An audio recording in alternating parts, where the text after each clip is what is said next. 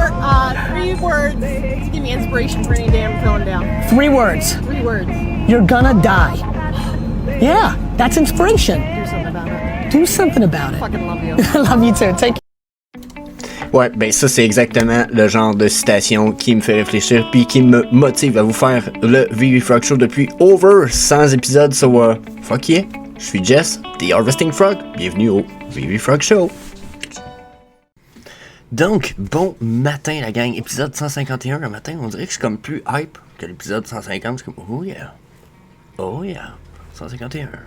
151, fuck yeah. Ce matin, déjà, je pense que le hype vient du fait que là, je me prépare. Je pense que c'est pas mal certain. Je pense que c'est pas mal confirmé. Je vais essayer d'aller à Anaheim en novembre. Passeport, etc., ça risque d'être du trouble un petit peu, mais je vais essayer. Moi, regarder tout ça. Faut que je budgète ça, mais je pense que je vais essayer ça. Ensuite, on a plein de news. J'ai manqué plein de news en fin de semaine. Vous savez, les fins de semaine, je prends ça un peu plus relax. J'avais une fête d'enfants en fin de semaine, etc. Donc, il y a des choses comme ça qui font que les fins de semaine, je suis un peu out of the news. Ce matin, déjà, on a VV Coach qui nous a droppé un Incredible Video Upgraded. Puis, je vais me servir comme lui, une fois de temps en temps, de ses bullet points sur son website, sur son vidéo, pour parler des news. Il y en a une couple que j'ai appris grâce à lui. De toute façon, gros shout-out à lui. Je veux que la plupart d'entre vous aillent faire un tour sur sa chaîne, vous inscrire si c'est pas déjà le cas. Donc, that's it. That's all. Ensuite, on va aller faire le tour de nos market price de prix. Je vais peut-être me laisser aller, puis je vais peut-être parler un peu de perspective par rapport à toutes les news qu'on a. Mais si c'est trop long, je vais extract ça, puis vous faire des clips avec ça. So, fuck yeah. Disclaimer. Maintenant, je dois vous rappeler qu'il n'y a aucun conseil personnel, financier ou d'investissement qui ne sont prodigués dans ce vidéo. Vous devez absolument faire vos propres recherches et consulter un expert financier pour vos investissements.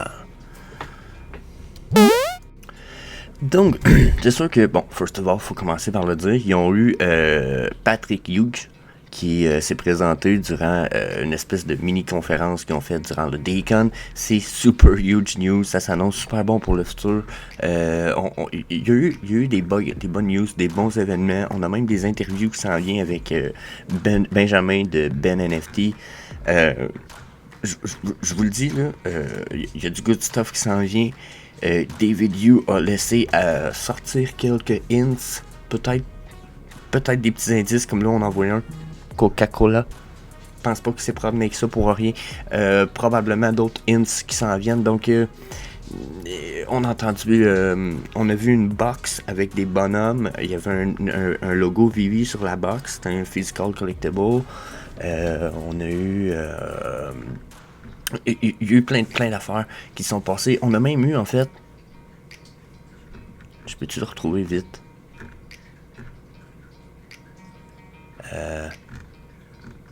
Faut que je le retrouve, attendez un petit peu, c'était vraiment cool. Là. C'est qui est le French homie, il m'a like de quoi tout à l'heure.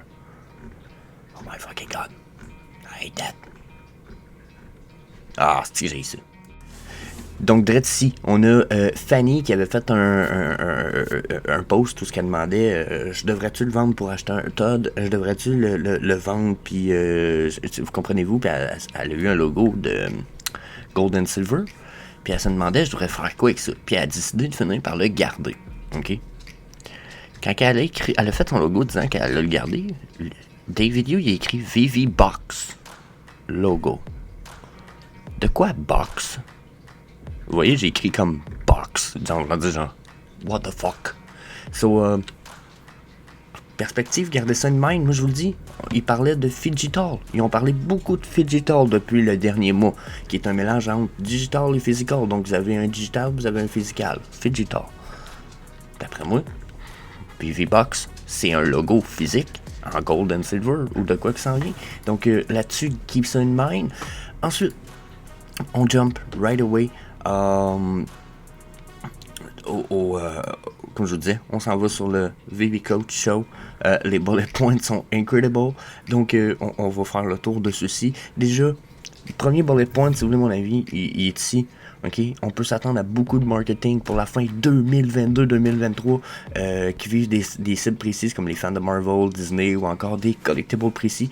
Donc déjà, on parle de marketing, on parle de publicité, on parle probablement de... d'après ce que j'ai pu, moi, en comprendre, j'ai dit ça, je veux pas parler trop fort, je sais pas si c'est le cas, mais ils ont l'air de donner de plus en plus et évaluer à donner beaucoup plus de support aux créateurs de contenu qui ont atteint une certaine notoriété, une certaine peut-être fanbase ou qui ont peut-être un certain accomplissement de contenu déjà de fait depuis un certain temps dans la communauté. Puis je pense qu'il y a une grosse partie de leur marketing qui va être partie de là.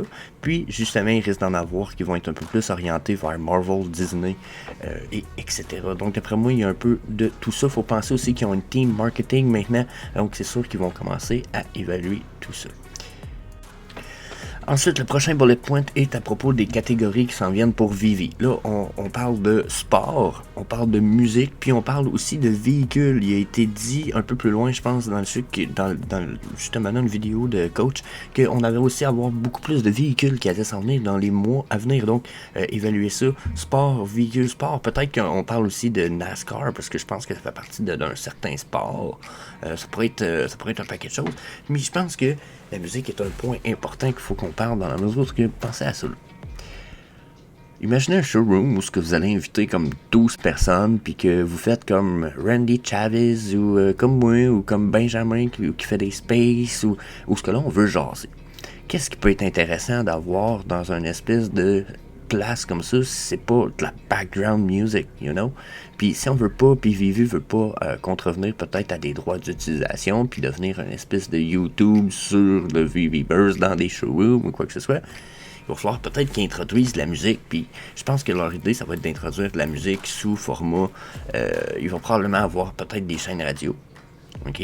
Après moi, ça va être le premier format. Puis, il va y avoir possibilité d'acheter de la musique sous format d'NFT pour les jouer. OK? Il donnait un exemple avec la DeLorean ici. Si vous voulez acheter la bande, ça annonce du film. Vous allez pouvoir l'écouter dans la DeLorean quand vous allez l'utiliser. Bon. C'est cool. Super feature. Moi, je pense vraiment un petit peu, sans dire ce que je pense pas plus... J'ai l'impression que je pense plus loin que ça.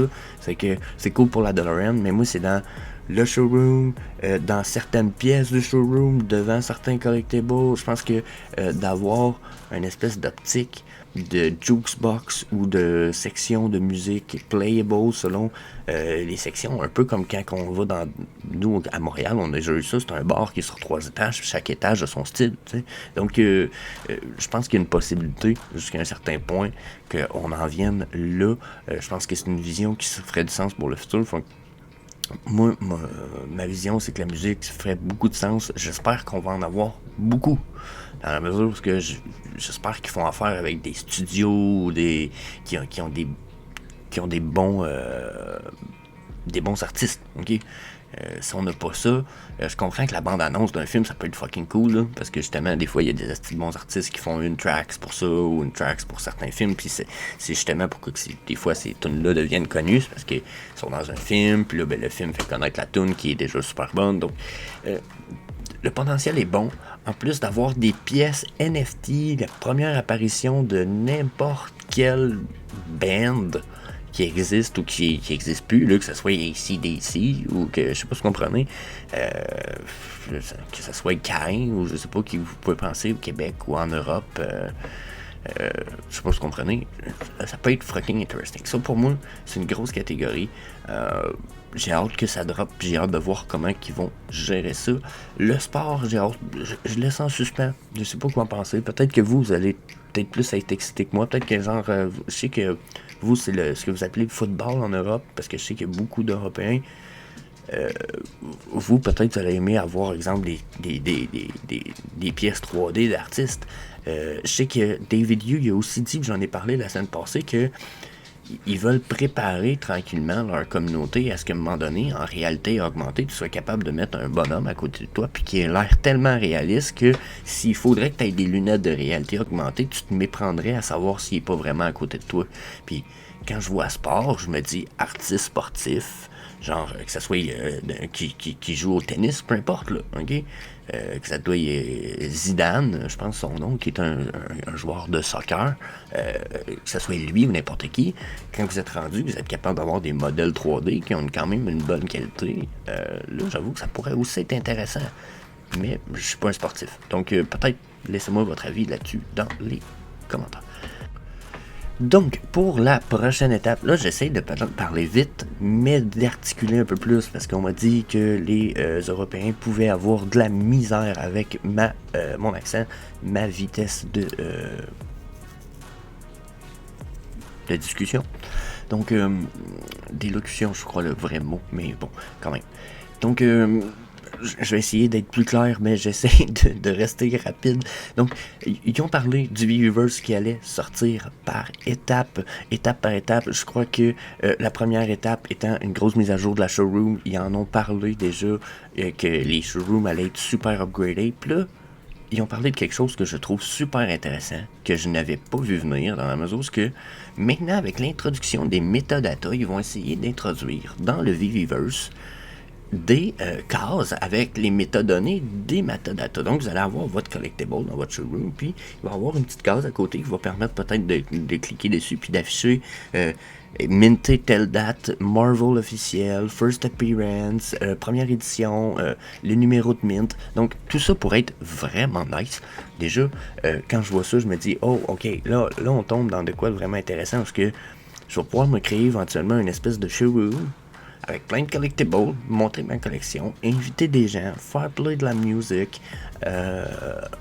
Genre, ça commence à devenir vraiment cool. Donc, là-dessus, je suis super bullish. Aucune contradiction à dire là-dessus, au contraire. Je me dis, wow, nice. Il avait parlé déjà d'un community hub qui allait venir probablement dans 1 an. Donc là, on va avoir des showrooms éventuellement privés, éventuellement publics, on va pouvoir inviter des gens.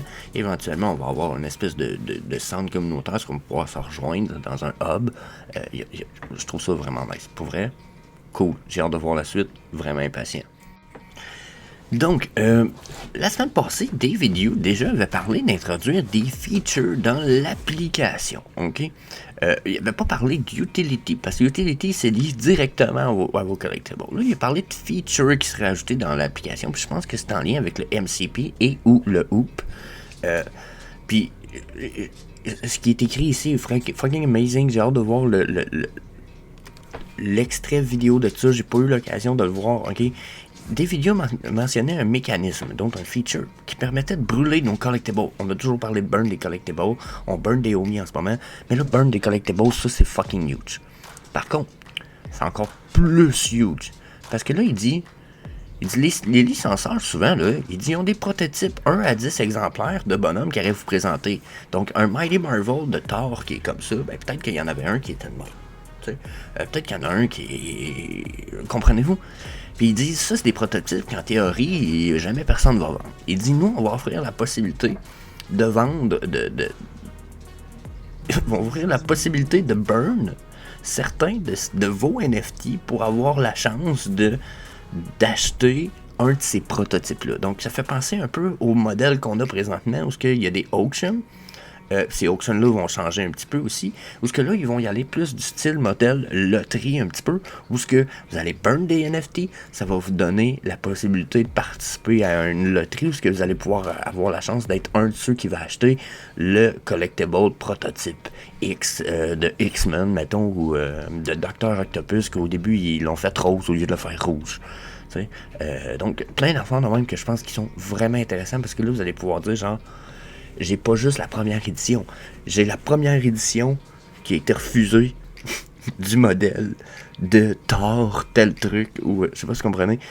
Pour moi, ça, c'est une fucking good news parce que tu burn pour créer des pièces uniques VIP. C'est comme le processus de dire, ben moi, je veux minter une pièce unique en brûlant d'autres pièces moins uniques.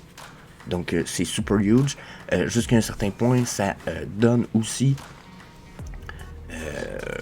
je cherche le mot en anglais, c'est incentivize, c'est que ça encourage les gens à avoir plusieurs NFT, une copie d'un NFT, parce que si vous voulez avoir des NFT spéciaux, ou avoir la chance d'en avoir, ben vous voulez pas burn votre collection nécessairement. Vous allez dire, ok, mais là, ça va me prendre trois pièces trois collectibles de la même pièce au minimum si je veux être capable de garder celle-là, si je veux en burn une, puis si je veux peut-être avoir la chance d'en flipper une autre. Donc, tu sais, on commence à augmenter le nombre de collectibles qu'il faut mettre dans votre collection quand vous en aimez un, parce que si vous aimez Thor, au point où Thor, c'est votre character of the, ça vous représente, vous allez le vouloir, probablement, le Thor super unique, là, genre prototype X. Donc, comprenez-vous qu'au bout de la ligne, ça donne vraiment, ça encourage l'accumulation de NFT encore plus. Donc, ça, c'est des bullish news. Ça me donne le feeling que ça pourrait être bullish éventuellement sur notre market, mais que ces news-là, ils drop officiellement. OK? Donc, là, pour l'instant, c'est des pourparlers, mais c'est des fucking huge pourparlers. OK? Donc, keep that in mind, c'est huge. Pour vrai, c'est fucking huge. So, yeah. Donc, pour la suite des news, ils ont parlé du fait qu'ils ont prévu également de burn les collectibles qui sont pas sold out dans le VV Store. Je sais pas à propos de ça. C'est cool, là. Vous savez, vous venez de m'entendre parler des burns. J'aime les burns. Mais ceux qui sont pas sold out, j'ai envie de dire que c'est intéressant d'avoir du stock pas sold out pour les nouveaux. Ils peuvent-tu peut-être les mettre un time frame long terme, genre de 6 mois peut-être? Je sais pas si vous comprenez, tu sais, avoir un bon 6 mois time frame qui peuvent tout le temps avoir au moins du stock peut-être pas sold out, tu sais, j'ai l'impression que ça serait intéressant.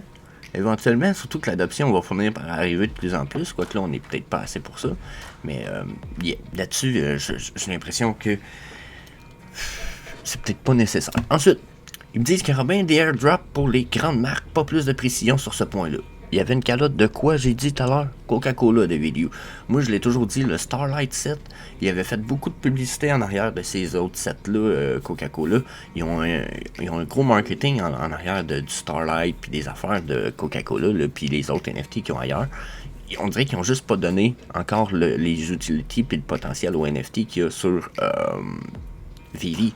Fait que je verrai les airdrops ou de quoi arriver là-dessus. Sinon, il va y avoir beaucoup de drops pourtant sur les véhicules très bientôt. Puis il va y avoir un drop d'animé, non animé de Star Trek en un exemplaire et en une seule position. Puis il va y avoir également des drops, pas un mais plusieurs drops de... Désolé.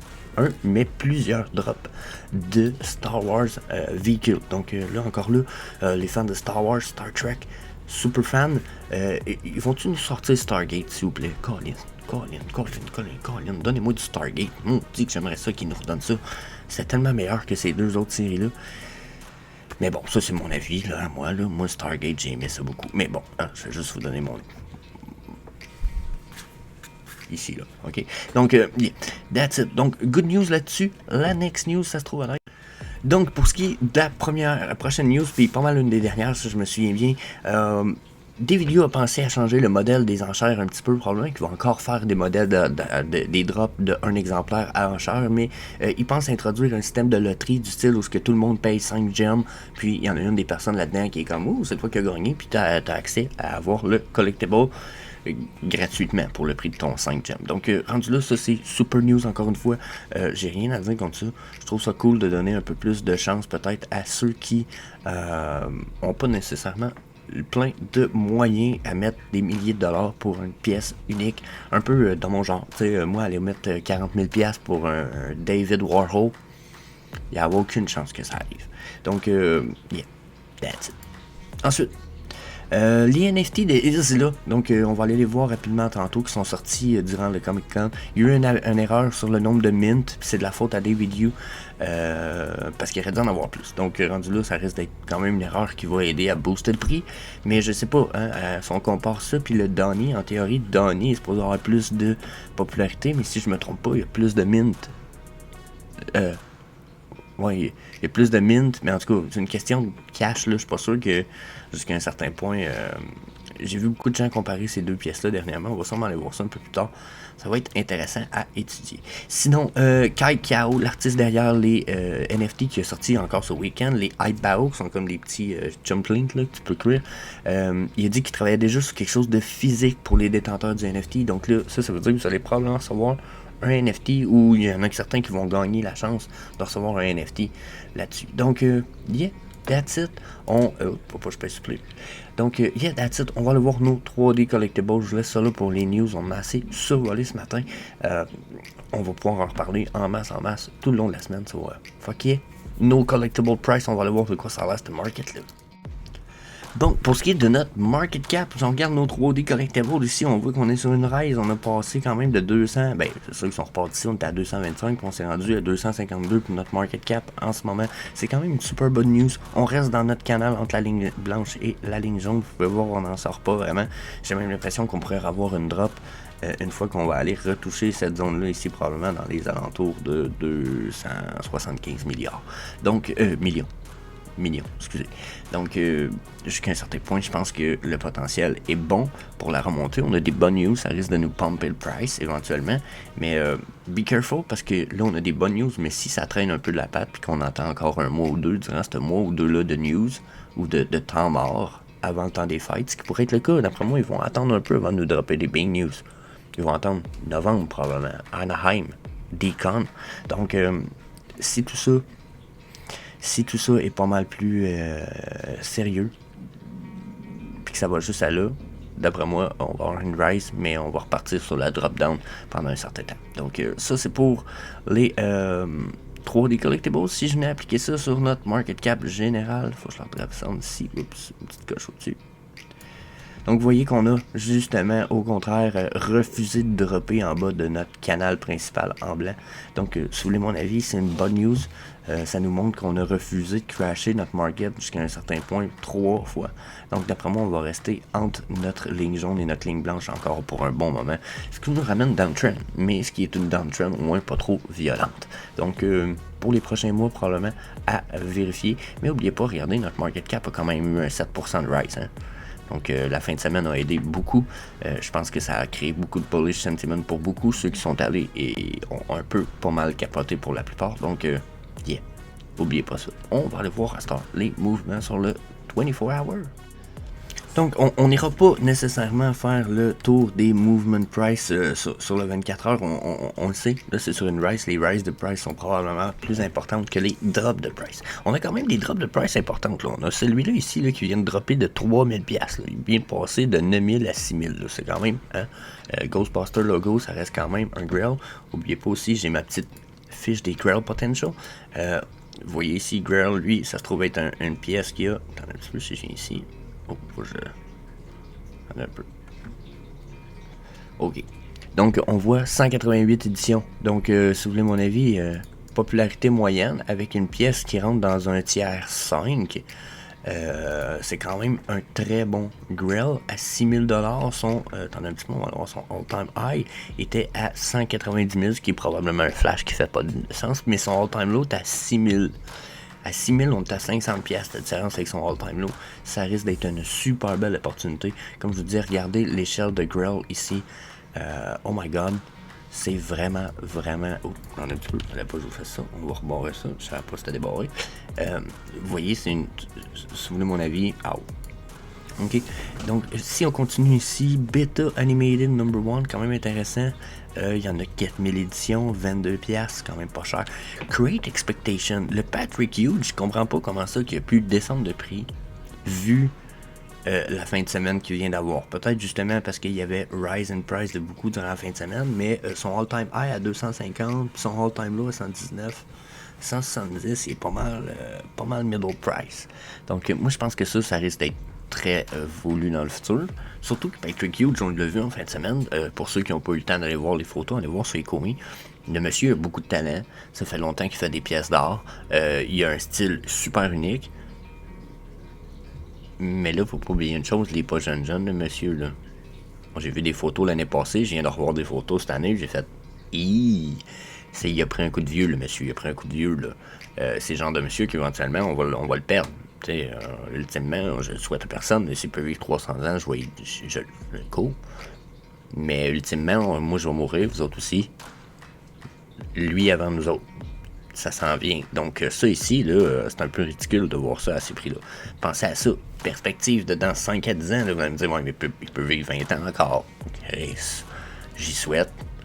Mais dans 20 ans, cette pièce-là, mais qui meurt, tu penses que ça va valoir combien s'il continue à faire des NFT en plus? Hein? Hein? Tu sais, perspective.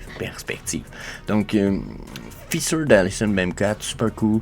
Super pièce 64. Beta Animated Secret Rare. C'est quoi les mines de ça? 424 éditions. Wow, checkez ça ici, là. Wow. Le Beta, Blue and Beta Animated qui est juste en dessous de mon. Juste là. Ok. Il y en a lui ici. Regardez le potentiel de ça. Ça, c'est bien, ça. Ça, c'est bien. Ça a une haute popularité, ou moyenne haute, là, pour certaines personnes, pourraient dire. Puis, si vous regardez ça, il y a 424 éditions, donc tiers 6 avec une popularité moyenne. Wow! Super piece. À 449, quand même pas cher. Son all-time low à 1200. Calvaire, c'est pour x2. Même peut-être x3. Son all-time low, son all-time high à 1200. Son all-time low 375. Wow. Pour vrai, ça, c'est nice. Bubble, c'est. Bubble, c'est cool à cause que c'est du low mint, ça aussi, mais. C'est 600 éditions. Vraiment cool. Je sais pas si je peux grossir, ça va m'aider ou si ça m'aide pas en tout. Désolé. J'essaie de me setuper parce que j'ai l'impression que. Ah, bon. Donc, 1000 éditions. Les Time to Remember, là, ceux-là, c'est tout du Secret Rare. C'est 3 Master Collector Points par collectible par jour. 54 pièces le collectible. Let's go. Ça, c'est une chose à ne pas perdre de perspective. Dragon Girl, j'ai bien. Dans nos drops, là, toutes les drops de price, la plupart, là, ça ici, c'est tout du Grail tiers 7 et moins minimum. Ça ici, là, il me semble qu'il n'y en a pas beaucoup de ça, là.